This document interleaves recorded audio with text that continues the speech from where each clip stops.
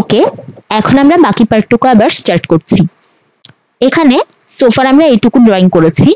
এখন আমরা যেটা করব, এই যে এই ড্রয়িং এ যেরকম রিইনফোর্সমেন্ট গুলা এরকম হরাইজন্টাল ভাবে ছিল, সেটাকে আমরা অ্যারের মাধ্যমে এখন ইনপুট দিব।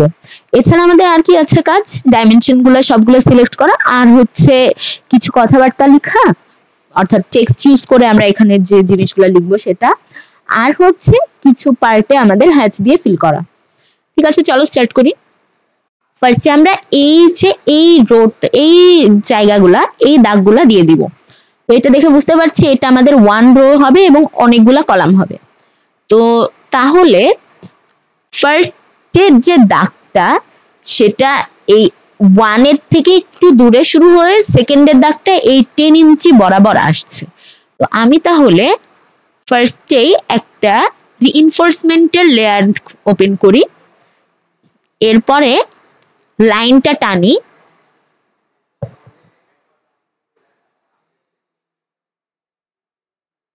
এখান থেকে এ পর্যন্তই লাইন টানি আমরা, কোনো সমস্যা নাই। এরপরে আমি এটাকে সিলেক্ট করে অ্যারে রেক্ট্যাঙ্গুলার বা অ্যারে রেক্ট এটাতে দিই। দেওয়ার পরে আমার এই পার্টটা চলে যাবে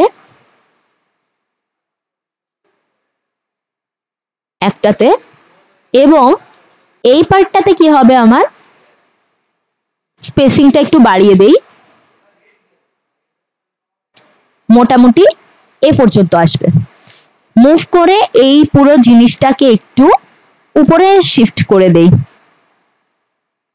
ডান। এখন আমাদের এই পার্টটাকে এক্সটেন্ড করতে হবে একদম উপর পর্যন্ত। এক্সটেনশন শেষ, এসকেপ। আমাদের এই লাইনটা সম্ভবত এক্সট্রা হয়ে গিয়েছে, এটাকে এখানে শিফট করছি, আর এখানে একটা হচ্ছে উপরে চলে গেছে, সেটাকে নিচে নামিয়ে দিচ্ছি।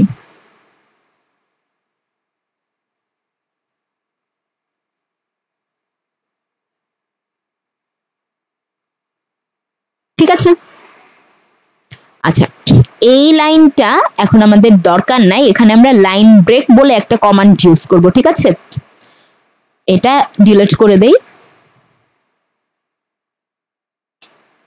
এখন ব্রেক লাইন, BREK লাইন, এই যে ব্রেক লাইন কমান্ডটা দিয়ে আমি এখান থেকে ধরে এন্ড পয়েন্ট পর্যন্ত স্পেসিফাই করব, এরপর মিডল পয়েন্টটা ব্রেক করে দিব। ঠিক আছে, এরপরে আমাদের এখানে এই বাম পাশে PL এর নিচে একটা ছোট্ট রেক্ট্যাঙ্গেল ড্র করতে হবে, আর ডান পাশে এই গ্রেড বিমের উপর পর্যন্ত এখানে একটা, দুইটা, তিনটা ঘর থাকবে।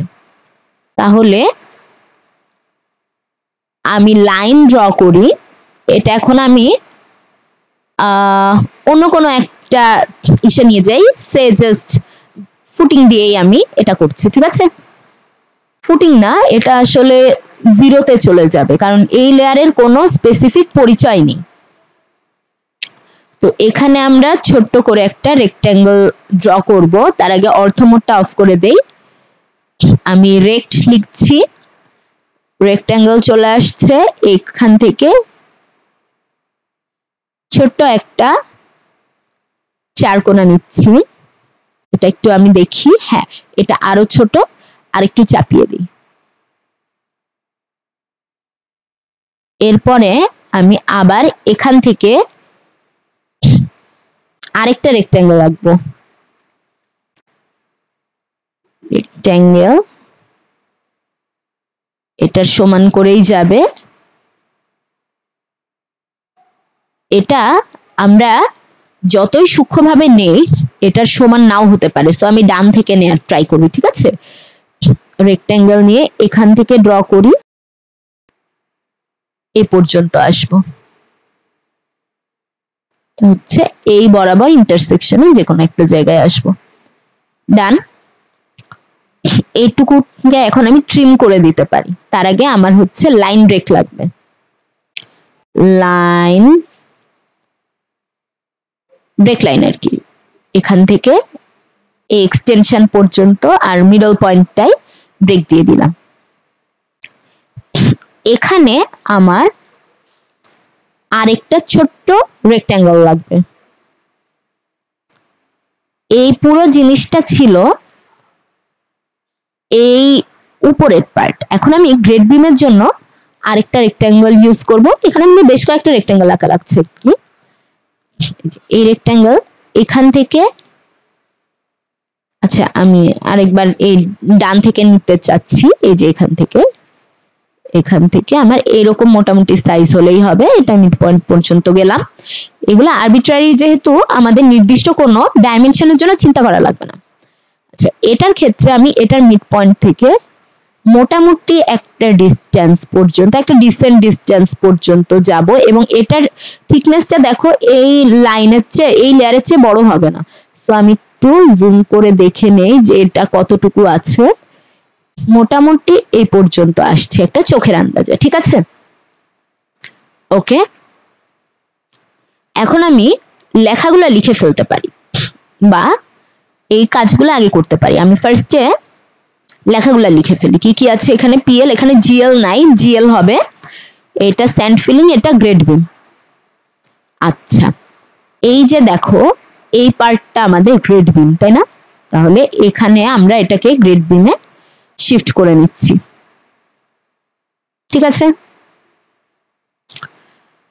ওকে, আমি টেক্সটে যাই, সিঙ্গেল লাইন টেক্সটে যাই। স্টার্ট পয়েন্ট এখানে, হাইট কত? 1.6 নেই, rotation as it is, P dot L dot, দুইবার এন্টার। এই জিনিসটা আমার চলে যাবে টেক্সট, ব্লু কালারের একটা টেক্সট হয়ে যাচ্ছে। সেম ভাবে আমি এটা কপি করি, কপি করে বেস পয়েন্ট মিডলে রেখেই আমি অর্থটা অন করে দেই, এখানে নিয়ে যাই। এবার অর্থটা সরিয়ে দেই, সরিয়ে দিয়ে এখানে লিখি, মানে এখানে নিয়ে যাই, আবার এই বরাবর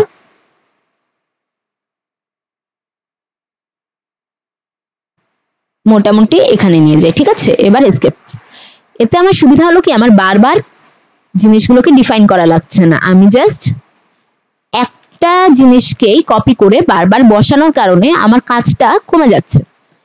এখানে এখন আমি লিখবো স্যান্ড ফিলিং, স্যান্ড ফিলিং, আর নিচে এখানে চলে আসবো, আমি লিখবো গ্রেড বিম, গ্রেড বিম, ডান। এবার এই পার্টটা হ্যাচ আছে, এই হ্যাচটা হচ্ছে সুতার মতন, মানে বেনির মতন অনেকটা, যে তোমরা পাটির নকশা দেখেছো কিনা সেটার মতন। তো এখানে আমরা হ্যাচ সিলেক্ট করলাম। হ্যাচ সিলেক্ট করার পরে সেটিংসে যাব, সেটিংসে দেখো এখানে সোয়াচটাকে আমি চেঞ্জ করে দিব। চেঞ্জ করে এটা হচ্ছে এনসির আন্ডারে, এই যে লাস্ট যেটা, সেটাকে সিলেক্ট করব। ওকে, স্কেল ফ্যাক্টর আপাতত এটাই রেখে দেখি কি আসে। আর এটা লেয়ারটা চেঞ্জ করা লাগবে, পরে করছি। এটা দেখছি স্কেলিংটা খুবই ছোট, আমাদের স্কেলিংটা বড় করতে হবে। আমি 10 গুণ করে দিই, ঠিক আছে? তাহলে এখানে আমার স্কেলিং ফ্যাক্টরটা আসছে 1 0 10। ওকে, এবার মোটামুটি অ্যাকসেপ্টেবল একটা চেহারা এসেছে। এসকেপ দিয়ে দিচ্ছি, এটাকে সিলেক্ট করে এখন আমি এই হোমে চলে যাচ্ছি। হোমে এখানে গ্রেড বিম থেকে হ্যাচে শিফট করে গেলাম, এসকেপ। এরপরে এই পার্টটা হচ্ছে কনক্রিট, তারপরে সোজা সোজা দাগ, তারপরে স্যান্ড ফিলিং। কনক্রিট আর স্যান্ড ফিলিংটা দিয়ে দেই। এটা এটা যে সেটিংসে যাব, সেটিংসে যে এটা আবার আমার আগে সিলেক্ট করে নিতে হবে, না হলে বারবার চেঞ্জ করা লাগবে আর কি। হোমে যে এটা গ্রেড বিম থেকে সরিয়ে হ্যাচে নিয়ে যাই, ঠিক আছে। হ্যাঁ, এটা হচ্ছে আন্ডু দিয়ে দিই, ঠিক আছে। এখন আমি হ্যাচে সেটিংসে যাব, সেটিংসে যে এটাকে চেঞ্জ করব এয়ার কনক্রিট, ওকে। বাট এটার স্কেল অনেক বেশি, এটা আমরা আচ্ছা আমরা দিয়ে দেখি ফার্স্টে কি হয়। খুবই বড়, সো আমার স্কেল ছোট করা লাগবে। এটাকে আমি 1 দিয়ে দেখি বা 1.5 দিয়ে দেখি, তাও খুবই বড়। এটাকে এখন আমি ছোট করি, ছোট কি 0.5, এবার মোটামুটি আসছে, বোঝা যাচ্ছে, ঠিক আছে। এর পরের গুলা হচ্ছে, এটা হচ্ছে স্যান্ড ফিলিং এর জন্য। আমি আবার সেটিংসে যাব, সেটিংসে যে ইস্যু আছে এয়ার স্যান্ড, এটা সিলেক্ট করব, ওকে হয়ে গেল। স্যান্ড ফিলিংটা সিলেক্ট করলাম। আচ্ছা, এটা আবার সমস্যা হয়ে গিয়েছে, এটা দুইটাতেই চলে গিয়েছে, এটা আমরা একটু ঠিক করি।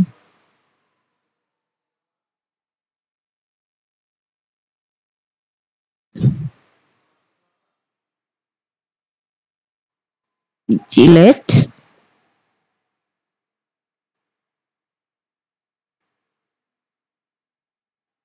এটা আর হচ্ছে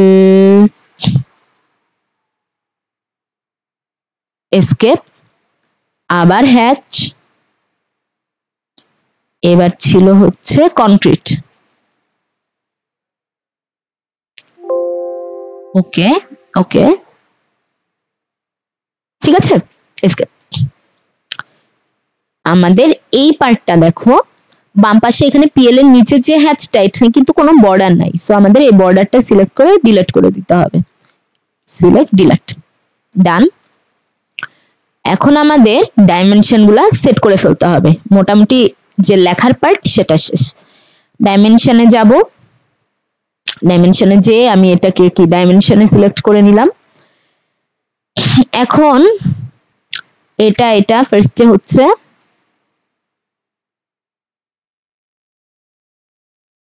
এখান থেকে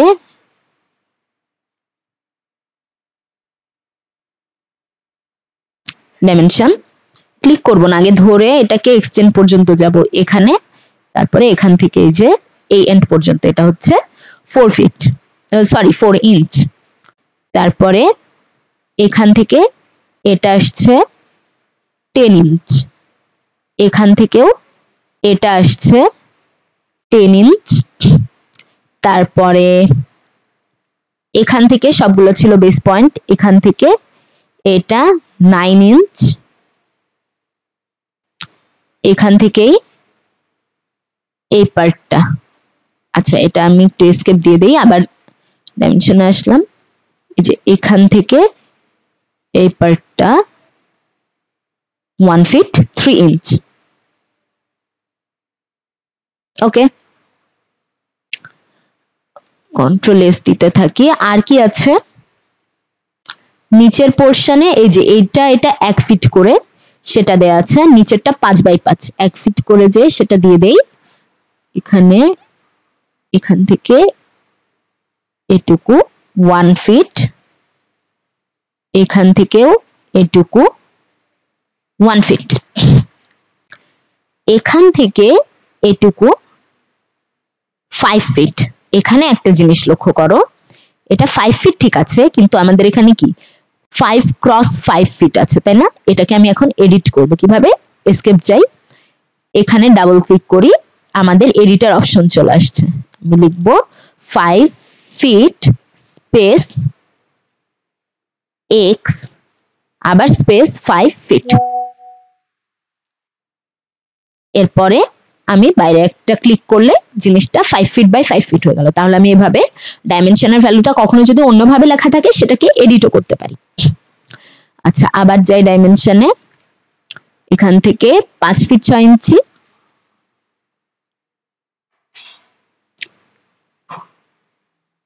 ক্লিক করলাম, পাশের টেনে নিয়ে যাচ্ছি,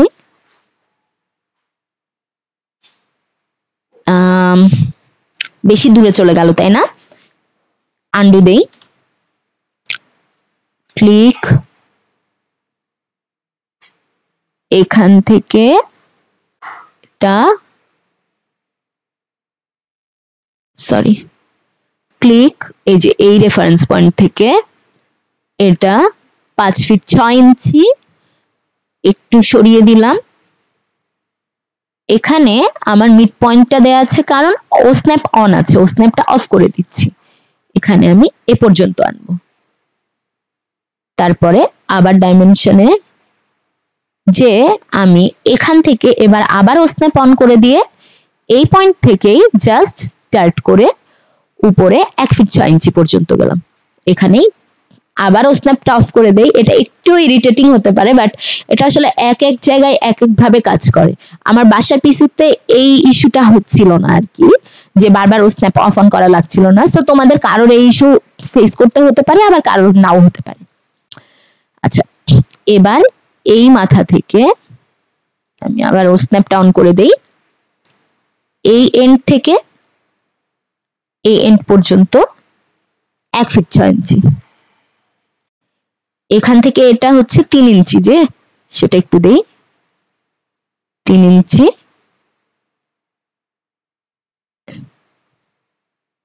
বেশি উপরে হয়ে গিয়েছে, একটু নিচের থেকে দিতে চাচ্ছি। এখান থেকে এটা 3 ইঞ্চি, আবার এখান থেকে এটাও সেম, আবার ও স্ন্যাপটা অফ করি, 3 ইঞ্চি। আবার এখান থেকে এটা স্ন্যাপ অন করে ডাইমেনশনটা নেই, এই যে এখান থেকে এটা যে 1.5 ইঞ্চি সেটা লাগবে, এখান থেকে এটা 1.5 ইঞ্চি, এখান থেকে এটা 1.5 ইঞ্চি। এখন আমাদের আর কি বাকি আছে, এখানে আমাদের নিচে হচ্ছে সেকশন XX টিপিক্যাল, এটা লিখতে হবে।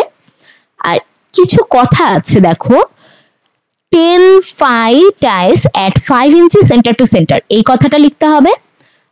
আর এর ভ্যালুটা মানে এই যে এই রিইনফোর্সমেন্ট, এটা দিয়ে যে এ বোঝাচ্ছে সেটাকে আইডেন্টিফাই করতে হবে। এই দুইটা লেখা বাকি আছে। ফার্স্টে সেকশন XX টিপিক্যাল এটা লিখে ফেলি, এটা ইজি, আগের মতোই টেক্সটে যাব, সিঙ্গেল টেক্সট। স্টার্টিং পয়েন্ট এখানে নিতে পারি আমি, সমস্যা নাই। হাইট আমার কত, 1.6 নিতে পারি, 1 ফিট 6 ইঞ্চ।